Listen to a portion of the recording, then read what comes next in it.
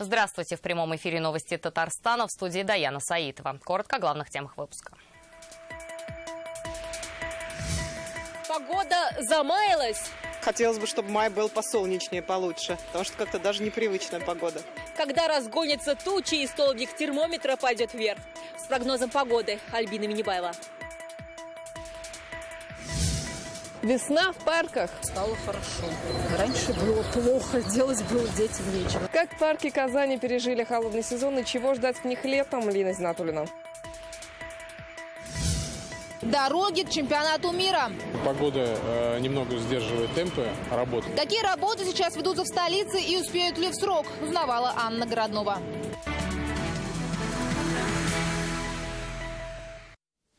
До 26 градусов жары и грозу, обещают нам синоптики в ближайшие дни. Так, на смену холодному апрелю идет неясный май. В республике держатся фронтовые осадки. В агрофирмах простаивает техника. Земля не может созреть для посевных работ. А вот в Москве сегодня настоящее лето, плюс 28. Тепло идет и к нам в столицу, но надолго ли оно задержится? Альбина Минибаева с прогнозом. Перерастает уже, но погода не позволяет на открытый грунт сажать. У Алины Хасановой помидоры просятся в открытый грунт, но погода слишком переменчива, пересаживать сейчас рискованно. В полях вовсе задерживаются посевные работы, и земля не успела прогреться, и влага застоялась. Зато у городских дачников все иначе. Здесь, говорю, Ташкент, у меня здесь хорошее тепло. Вот тут проходит теплотрасс, вот через этот гараж. На участке возле многоэтажки Жанны Оглезневой майская аномалия все потому, что здесь проходит теплотрасса. Цветы в бутонах, даже у смородины пробились листочки. Вот сейчас солнце вышло по-другому. Всегда солнце, всегда нужно. Но апрельско-майское солнце оказалось непостоянным, кратковременные и затяжные дожди с прошлой субботы. А вот в Москве сегодня до 28 градусов, при этом ожидаются грозы и усиление ветра. Вслед за столицей весна и даже лето в Казань нагрянет уже завтра. Можно сменить теплую одежду на более легкую, обещать до 26 градусов тепла, но все же советуем взять с собой зонтик. Прогнозируют и ухудшение погоды, местами дождь, ветер и даже гроза. Но на следующий день обещают без дождей, но тем не менее температуру ниже. Антициклон начинает вытеснять фронтовые осадки в пятницу и субботу до 17 градусов тепла. По словам гидромедцентра, май и славится переменчивостью. Порядка 11-16, 12-17 это фон, он близкий к нормальным для начала мая условиям, может быть чуть-чуть ниже нормы. Казанцы в ожидании майского солнца, очки и расстегнутые куртки, горожане летним дресс-кодом завлекают тепло. Уже перешли все зимы на лето, хочется тепла. Вот так же бегать. Никак бегать не могу начать, потому что холодно. Завтра будет очень тепло, 20 градусов у нас, а здесь я не знаю, сколько будет. Обещают 26. 26. До 26. Будем загорать здесь. Правда, тепло не задержится надолго. По прогнозам, антициклон ослабит свои позиции. Альбина Минибаева, Игорь Романов, ТНВ, Казань. Теплая и влажная погода – самое время для посадки леса. Ели, кедр, лиственницы, ивы и сосны. Всего 15 тысяч деревьев высадят в пригороде Казани в эту субботу. В Татарстане стартует республиканская природоохранная акция. Как их готовят к посадке, увидела Анна Городнова. Шум техники потревожил лесной покой. В Лаишевском районе готовят борозды для посадки саженцев. Делаем яму, засовываем сеянец, прижимаем.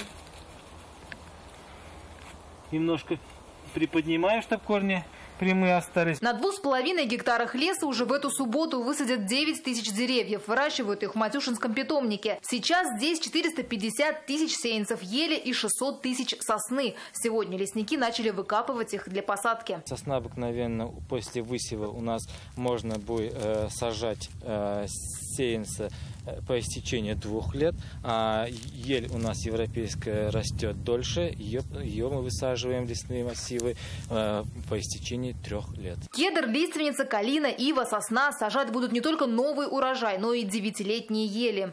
Пересаживать многолетние деревья намного сложнее. Нужно сохранить корневую систему. К примеру, сейчас мы выкапываем вот эту ель, подкладываем специальную мешковину. Сажаю, кстати, дерево прямо в ней. Она сама сгниет в земле в течение месяца. В пригороде Казани для посадки леса определили несколько участков. В Высокогорском районе возле поселка Щербаковой, возле заповедника Голубые озера, один участок в Лаишевском районе, вблизи поселка Вороновка. Ставшей уже традицией природоохранной акции «День посадки леса» направлена не только на воспроизводство и приумножение лесных ресурсов республики, но и на воспитание граждан к бережному отношению к лесу. К посадке леса 5 мая может присоединиться каждый. Старт в 9 часов утра. Анна Городнова, Ильшат Мухаметов, ТНВ, Лаишевский район, Казань. А в Алтае все ждут, когда зацветет местная сакура – пурпурный цветок маральник. Среди туристов и татарстанцев в марте республика и Алтайский край запустили прямой субсидируемый авиарейс. Среди первых туристов и те, кто уже увидел маральник, и наш корреспондент Рамиль Шайдулин. Он привез эксклюзивный материал с Алтайского края. Песни, танцы, яркие цвета. Тысячи людей в Бирюзовой Катуни ждут, когда горы напротив покроет фиолетом или зацветет маральник. Туристическая экзотика и алтайская гордость. Это праздник, это радость, это здоровье, это воздух чистый, это все прекрасно. Цветение маральника означает это начало лета. Раз в год сюда, в Бирюзовую Катунь, съезжается, наверное, вся Россия. На главный праздник весны Алтая, праздник цветения маральника. Если он расцвел, значит станет тепло. Наверное, с этим и связано официальное начало туристического сезона. Объявляется открытым! Итак, каждый год маральнику есть куда цвести, а вот яблоку точно негде упасть. Это действительно становится массовым межрегиональным мероприятием. Раз, два, три. Все начинается далеко у скал на Чемале, где цветок распускается первым. Увидеть, как жизнь пробивается сквозь вечные камни, всегда приходят самые любопытные. В настоящее время он уже превратился в своеобразную визитную карточку Алтая, Марал Чечек. Ну а сейчас уже называют алтайской сакурой. Вот она, та самая жемчужина алтайского леса, рододендрон ледобура, или в простонародье маральник. Раз в год, ровно на месяц, она покрывает густой пурпурной пеленой всю площадь Алтая. И именно с нее начинается знакомство с самыми яркими растениями края. Лечебный можжевельник, целительный кедр. За годы их смогли одомашнить, и теперь лекарственные сорта не только в лесах, но и частных дендрариях. То есть здесь, во-первых, чудесная вода, изумительная, очень богатые почвы и климат такой, который позволяет максимально растению накопить все, что может дать земля. Накопить и передать. Эти травы и деревья – основа настоек, выжимок и экстрактов для аптек и санаториев, ради которых на Алтай летят по программам медицинского туризма. По данным управления туризма, в год Алтай посещает больше 2 миллионов человек. Рамиль Шайдулин, Андерсон Тальцев, ТНВ, Алтайский край. Своему цветнику рады и в Нурлатах. Семья Файзулиных выращивает урожай круглый год. Огурцы и помидоры с их участка ждут не только жителей их родной деревни Светлое озеро, но и гурманы со всей ближайшей округи. В чем популярность овощного бренда, узнавала Светлана Звонарева. Семейному бизнесу Файзулиных 10 лет. Сейчас в теплицах созревают порядка 1500 семян огурцов. К посеву приступили в середине февраля. А вообще, говорят фермеры, трудиться приходится круглый год. Необходимо подготовить почву в теплицах, позаботиться о семенном материале, после всходов бороться с болезнями растений. Для этого Рафик Файзулин применяет свою собственную технологию. Один раз в неделю поливаем саженцы вручную, водой из шланга. Капельный полив производим 1 раз в 3 дня. Удобрения не вносим, опрыскиваю сывороткой. В почву добавляю торф, перегной и вспахиваю. От такой заботы отдача соответствующая. Ежедневно Файзулины собирают по 30-40 килограммов огурцов. А еще 3-4 раза в день хозяин проводит для овощей воздушные ванны. Для этого в теплице предусмотрены форточки. Через них залетают крылатые помощники пчелы. Они опыляют растения. Ко всему прочему, в хозяйстве 25 пчелиных ульев. Когда начинает пригревать солнце, теплица буквально гудит от звука насекомых. Пока им на улице не о чем питаться, а здесь обилие цветов. А это уже увлечение сына Рафиса. 1200 корней помидоров. Спелые плоды пробовать можно уже сегодня. Несмотря на возраст, молодой человек со знанием дела дает советы садоводам-любителям. Вовремя надо обрезать пасынки, листья. Помидоры в огурцах чуть по-другому, они сами вьются усиками, а помидоры именно надо отрезать листья, пасынки. И вовремя должен быть полив. Слава о файзулинских овощах распространилась за пределы деревни. В магазинах и на рынке нурлатцы просят огурцы и помидоры, привезенные со Светлого озера. Поэтому в будущем семья планирует расширить площади теплиц. Светлана Звонарева, Гульнас Хасаншина, Инсаф Миниханов, ТНВ, Нурлатский район. Как солить огурцы научат в парках Казани. Здесь готовят специальные мастер-классы. Летний сезон открывают казанские парки. Готовится и программа мероприятий от фитнеса на воздухе до мастер-классов с пенсионерами. Как парки пережили зиму и чем удивят гостей в теплые дни. Лина Зинатуллина. Самокаты и велосипеды, мороженое и сахарная вата. В казанских парках почти лето. В Урицкого к сезону заработал обновленный ДК, книжный магазин. 21 апреля здесь, как и еще в 5 зонах отдыха, прошел большой субботник. Есть места водоема, где очень грязные, не убирают. Сейчас вот после ремонта стало хорошо. Раньше было плохо, делать было детям нечего. Ну, наверное, не хватает все-таки площадок для подростков. В планах на лето как раз доработка спортплощадок. Есть чем заняться и в одном из самых популярных парков в самом центре города на Черном озере. Хорошая новость: гранитную крошку на дорогах, которая по весне превратилась в сплошные бугры, подрядчик по гарантии уложит заново уже до конца мая. А вот закрытая забором стройка проката и ресторана останется здесь на все лето. А в Горкинско-Амесевском лесу в этом сезоне появится огромная горка, на которой можно кататься и летом, и зимой. Кроме благоустройства, на повестке сезонная торговля. К хлебу и зрелище. К концу мая будет готова афиша парков на лето, которая сейчас в разработке. Слушать и слышать готовы и идеи горожан. Концерты каких-нибудь рок-звезд. Может быть, современных молодежных каких-нибудь звезд. Нужно больше мероприятий, где можно потанцевать, посостязаться в чем-то.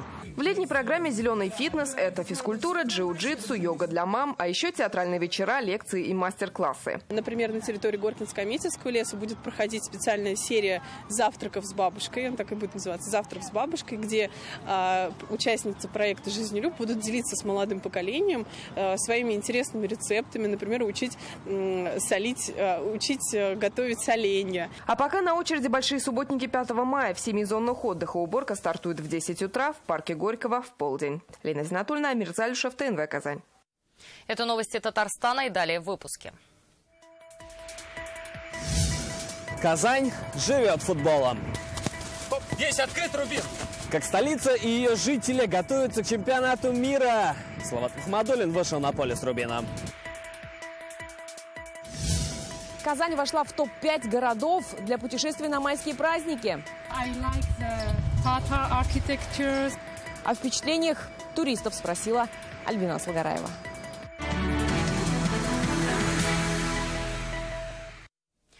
Сегодня на 66-м году ушел из жизни депутат Госдумы 6-го созыва, бывший помощник президента Республики Татарстан Тимур Акулов.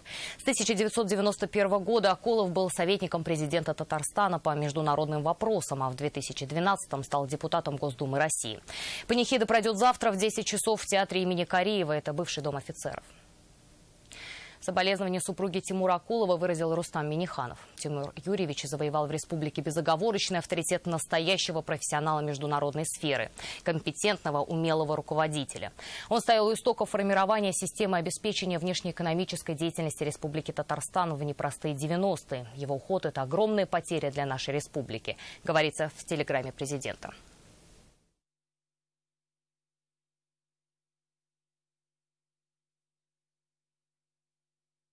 43 дня остается до чемпионата мира по футболу. Казань уже в ожидании гостей. А до этого город проведет тестовый матч. Игра Рубин-Уфа станет генеральной репетицией для всех служб, задействованных в подготовке Мундиаля. О цифрах и деталях предстоящих игр нам рассказал Дамир Фаттахов в эксклюзивном интервью. Здравствуйте, Дамир Ильдусович. Спасибо огромное, что нашли сегодня время для разговора. Мы знаем, что совсем скоро Казань-арену будет ждать генеральная репетиция. Матч Рубин-Уфа. Расскажите, какие главные задачи перед собой ставят организаторы и что нужно отработать в первую очередь? Для нас очень важно протестировать последнюю милю, все соответствующие ограничения движения, как для, опять же, соответствующих служб, так и для наших жителей, чтобы казанцы знали, как будут перекрываться те или иные дороги, с какими сложностями, с какими неудобствами они могут столкнуться. Расскажите, пожалуйста, сколько отелей будут принимать футбольных фанатов?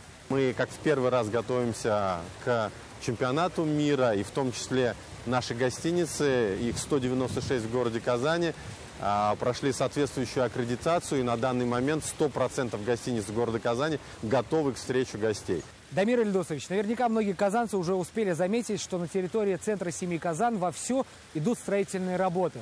Расскажите, какие сюрпризы для футбольных фанатов там готовят организаторы? Территория возле центра семьи Казань выбрана для проведения фестиваля болельщиков. Емкость этой территории 25 тысяч человек. И в ежедневном режиме наши жители, гости столицы смогут насладиться чемпионатом мира, даже если они не попали на непосредственно стадион. 64 матча на большом экране.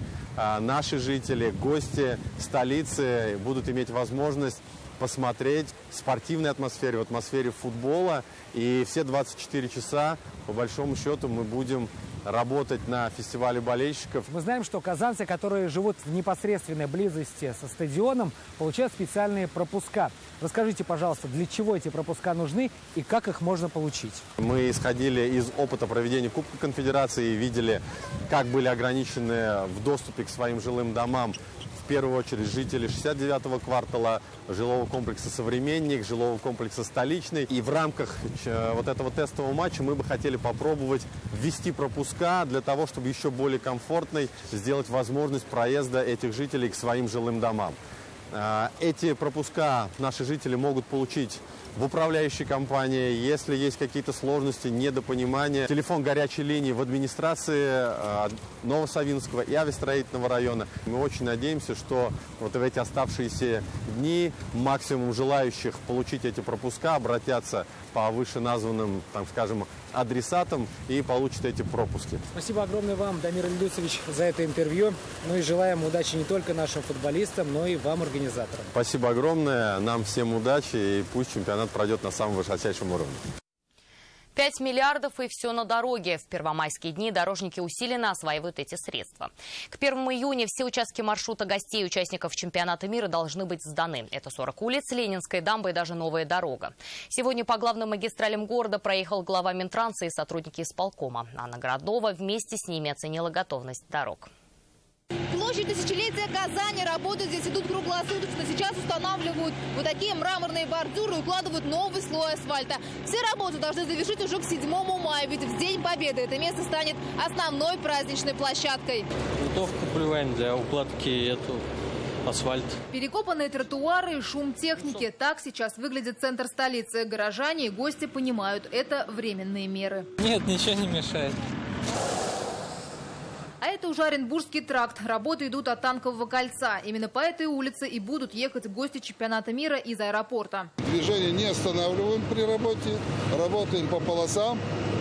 Поэтому никаких заторов, как вы видите, на дороге нет. Полимерно-битумный вяжущий мы добавляем. Это противодействие образованию колейности на всех дорогах. Павлюхина, Петербургская, Ленинская дамба, Сибгата Хакимова, Восстание – это первоочередные участки. Погода немного внесла коррективы, но в сроки должны уложиться, уверяют дорожники. Задача стоит это до 1 июня закрыть основные магистрали, связанные с передвижением автобусов непосредственно, которые, чтобы не парализовать движение города по пассажирскому транспорту. Это порядка 36 объектов. Для выполнения их качества нам нужна хорошая погода. И сегодня применяется и технология для верхнего слоя. У нас будет ресайклинг на эти объекты. И уже фрезерование идет при помощи 3D-нивелирования. На дорожные работы в столице в этом году выделили более 5 миллиардов рублей. Это и ямочный ремонт, и ремонт дворов, внутриквартальных проездов. А у жителей Новосавиновского района появится новая дорога. Она пройдет через частный сектор к центру семьи Казань. От Чистопольска до Сибгата Хакимова – это новый участок дороги. Его приступили в этом году, выполним. Для этого пришлось снести 7 домов, переселить жителей. Ну и, соответственно, провести. Сейчас ведутся работы по выносу инженерных коммуникаций, подготовке дорожного полотна. После этого появится дорога, которая соединяет две улицы – Чистопольская и Сибгата Хакимова. Как только погода установится, Казань начнут озеленять. Разобьют 23 тысячи квадратных метров цветников, развесят 3 тысячи кашпо и цветных вазонов, уложат газон. Анна Городова, Марат Цитгараев, ТНВ, Казань. Почта России усиливает контроль приема и отправления посылок в преддверии чемпионата мира. Особый режим введен с 1 мая по 25 июля. Он коснется посылок, в том числе первого класса, и отправления ЕМС, адресованных в города, где пройдут матчи. Почтовые отправления в этот период нужно будет предъявлять работникам почты в открытом виде. Вся Казань живет футболом. Салават Мухаммадуллин сегодня познакомился с, пожалуй, самой футбольной семьей Казани, где даже сын назван в честь любимого клуба. На поле сегодня встретились Рубин и Салават. Есть открыт, Рубин! С первого раза меня поймут не все. Сегодня мы играли в футбол с самим Рубином. Это тезка казанского.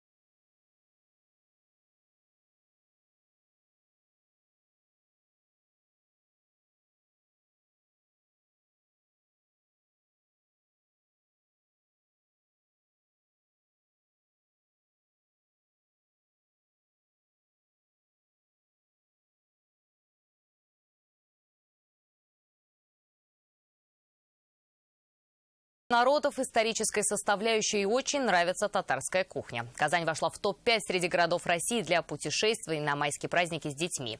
Впереди Сочи, Ялта, Санкт-Петербург, мы 4-е. С теми, кто приехал к нам на эти выходные, познакомилась Альбина Салгараева. Спасо-Преображенский монастырь – это аналог Чудового монастыря в Москве. Группа из Москвы только начала свое путешествие по Татарстану. Обзорная экскурсия по городу стартовала с Казанского Кремля. Хотели посетить, посмотреть все красивые места, красивые виды на берегу Волги. Отличные, честно. Очень доброжелательные люди. Купили казанского котика. Первым делом сувениры, экскурсии потом. У гостей из Красноярска именно так. Помимо магнитов купили путеводитель по городу и книгу о легендах Казани. Планируем посмотреть Кремль, планируем посмотреть соборы. Пока общий поток туристов почитать сложно, но известно, что на майские каникулы все отели и гостиницы были забронированы заранее. Наталья Анюхина, экскурсовод с 20-летним стажем, отмечает, что на майские каникулы все больше приезжают из регионов. Иностранцев больше летом. Особенно впечатляет туристов многонациональность и многоконфессиональность республики. Позиционируем этот момент, делаем на нем акцент. В общем-то, насколько мы многонациональные, многоконфессиональные. Показываем, потому что во время экскурсии и мечети, и православные храмы, и собор католический, и лютеранскую церковь. Туристов в эти дни много в центре города. Привлекает и Стар-Татарская слобода. Пара из Москвы путешествует самостоятельно. Все по путеводителю и по карте. Успели попробовать татарскую кухню. Это мясо по-татарски, да. Там, естественно, не десерты, а выпечка, значит. Как вам? Да, очень все вкусно. Лейла из Франции призналась, что ничего не слышала о Татарстане до прибытия сюда. Девушка под впечатлением. Фото с нами пополнит ее воспоминания. Очень хороший город. Такая архитектура, очень люди приветливые и улыбчивые. Интересна глубокая интеграция культур. И, конечно же, центральная точка туристического притяжения – улица Баумана. Побывали в Кремле, вот по Бауману сейчас ходим, очень нравится. Себя притягивает каждый год. Современный город. Еще хотим сейчас по побережью ходить. Каждый раз Казань меняется. Меняется в лучшую сторону. Есть что смотреть, есть что попробовать. Помимо Казани, туристы предлагают и обзорные экскурсии до Островграда-Свияжска, в Раевский монастырь и в Болгар. Например, чтобы съездить в Раевский монастырь, билет стоит 650 рублей с человека. Чтобы посмотреть Островград-Свияжск, 1000 рублей с человека. В эти дни там проходят фестивали и есть что посмотреть. Альбина Салгараева, Рамзиль Гарипов, ТНВ Казань. Эти майские праздники подарили татарстанцам много ярких событий. Это и массовые демонстрации, различные фестивали и триумфальные победы наших спортсменов. Предлагаем вам еще раз пережить эти моменты. Если кто-то что-то пропустил, пополнить впечатление и перед началом рабочих дней зарядиться позитивом.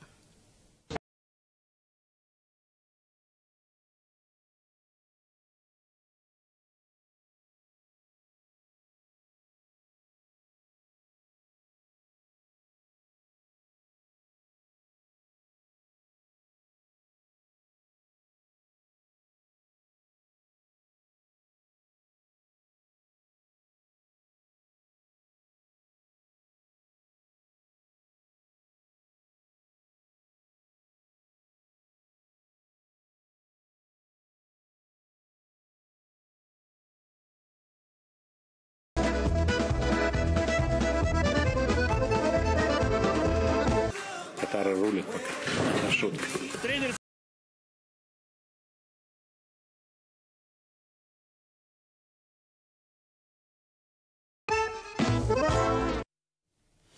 И на этом наш выпуск завершен. Впереди еще прогноз погоды.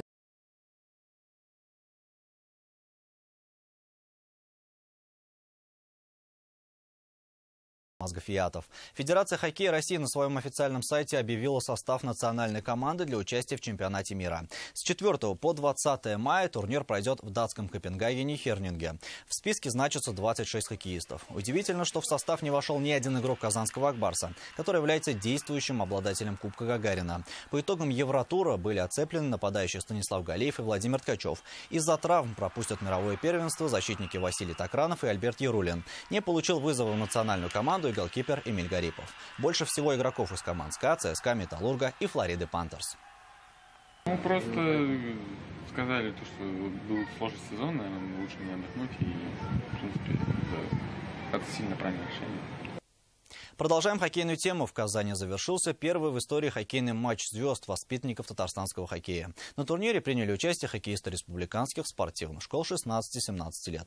О таком уровне матча звезд в таком возрасте можно было только мечтать. Ни в одном городе страны подобного чемпионата не было. В две команды Запада и Востока собрали лучших представителей юношеского хоккея. За выступлением игроков внимательно наблюдали руководители хоккейных школ, функционеры и ветераны спорта. Возможно, кто-то из них скоро пополнит ряды «Акбарса». Памятные призы участникам матча вручил пятикратный обладатель Кубка Гагарина Данис Зарипов.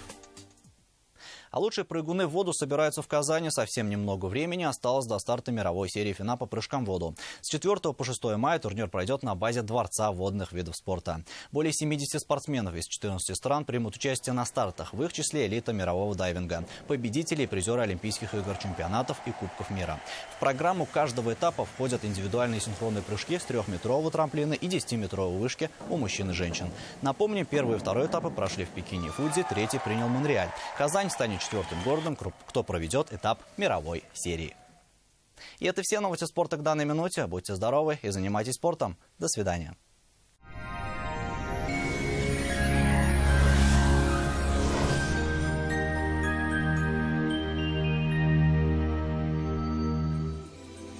Здравствуйте, вы смотрите прогноз погоды на ТНВ. Спонсор выпуска – изготовитель корпусной мебели на заказ Данил Мастер. Хотите качественную и недорогую кухню по вашим размерам? Данил Мастер исполнит ваше желание.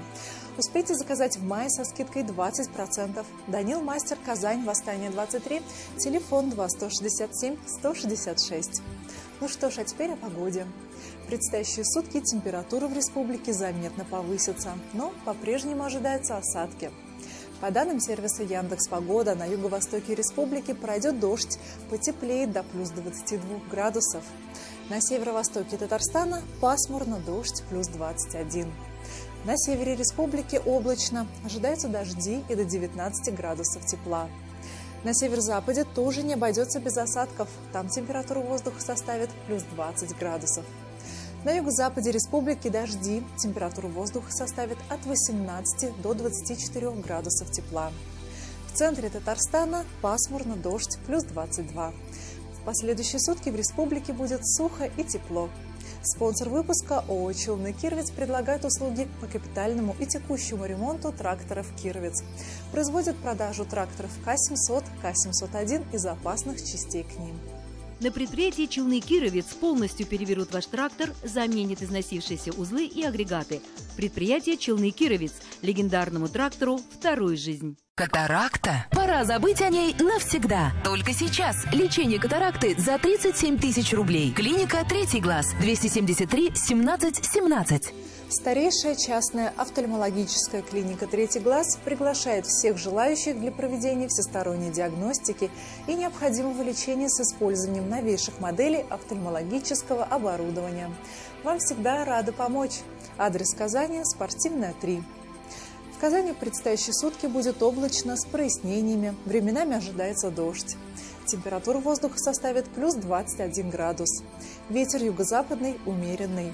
Атмосферное давление составит 756 миллиметров ртутного столба. Влажность воздуха 72%. Магнитное поле Земли спокойное. На этом наш выпуск завершен. В студии была Маргарита Павлушина. До свидания.